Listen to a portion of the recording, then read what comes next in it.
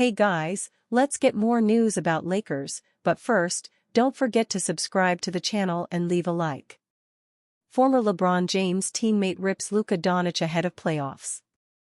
The Los Angeles Lakers and Luka Doncic are about to embark on their first playoff run together since the in-season trade. Doncic has been a high-level playoff performer in the past with the Dallas Mavericks and led his team to the NBA Finals last season. However, there are some who are concerned that he'll be as effective as in the playoffs for the Lakers. Doncic is one of the best offensive players in the NBA, but there have been concerns about what he does on defense. Former Miami Heat big man and LeBron James teammate Udonis Haslem called out Doncic for his defensive play ahead of the playoffs.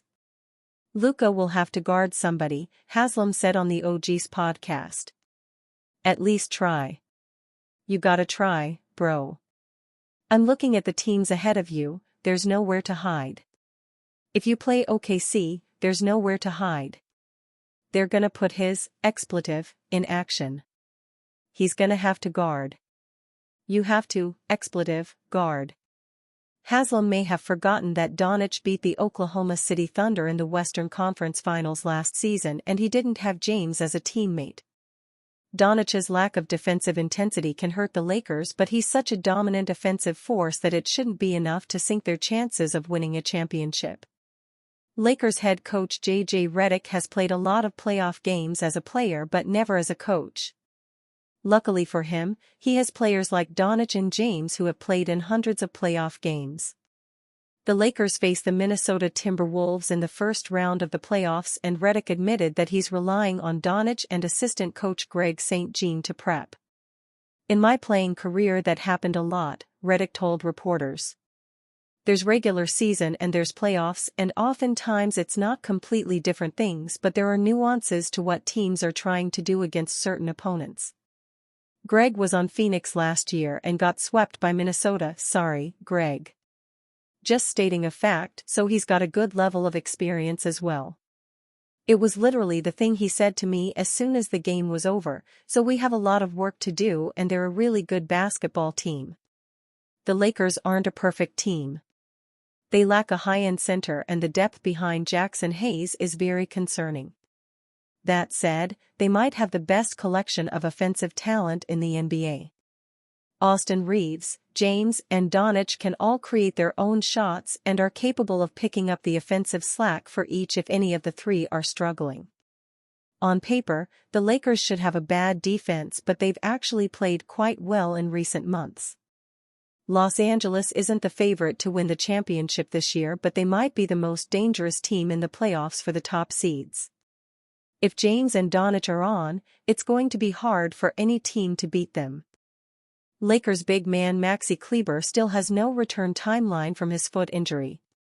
The Los Angeles Lakers are heading into the 2025 NBA playoffs with high hopes.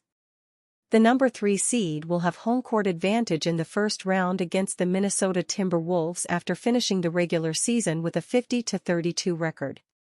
The team is also luckily almost fully healthy, naming their 15-man playoff squad yesterday. The only injured player in their playoff 15 is Maxi Kleber, who joined the team in the Luka Doncic trade and hasn't played a single game for the Lakers. Lakers coach J.J. Redick revealed Kleber is back to practicing on court, but still has no timetable on a return.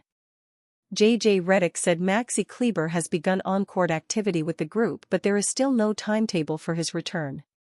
The Lakers did conditioning and shooting drills today, no live action, and Kleber was a full participant. Kleber underwent foot surgery on January 30 while still on the Dallas Mavericks, being traded a day later to the Lakers with 2 years and $22 million on his contract.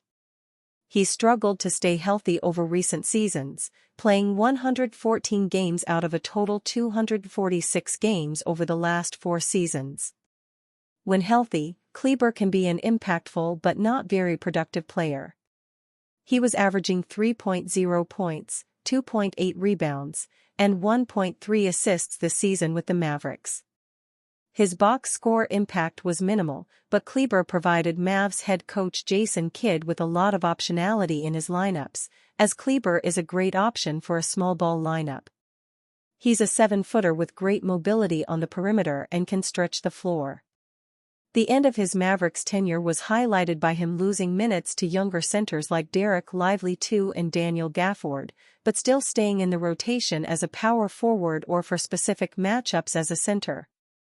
Luka is extremely comfortable playing alongside Kleber, with the pair being teammates since the day Doncic was drafted in 2018. Hopefully, Doncic's presence and playmaking help Kleber get a fast start on his offense whenever he's healthy, as the Lakers need a big man like Kleber to have optionality at the thinnest position in their rotation. Mark Williams' brutally honest answer hints at what's coming next with Hornets. It has not been that long since the Charlotte Hornets' attempted trade of Mark Williams went down at the start of February. What the organization thought would be an innovative way of moving on from Williams turned out to be a total dud after the Los Angeles Lakers seemingly inexplicably rescinded the deal.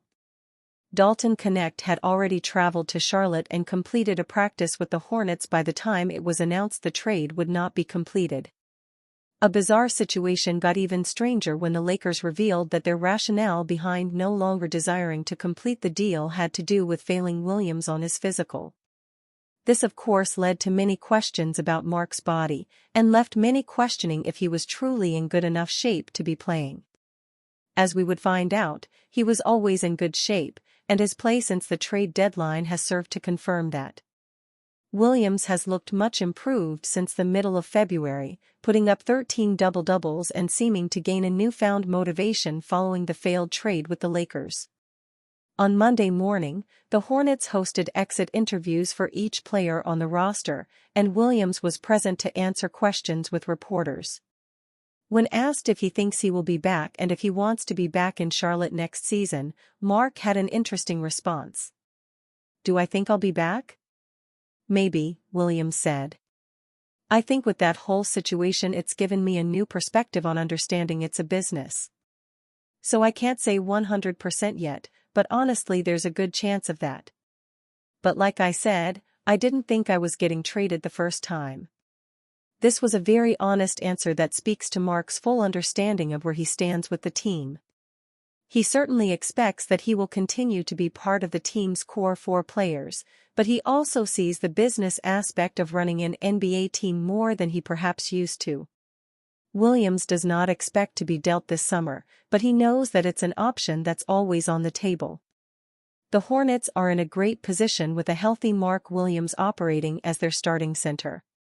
But once the February trade fiasco happened, it opened up the floodgates for any type of unexpected transaction to occur in the future. And you fan?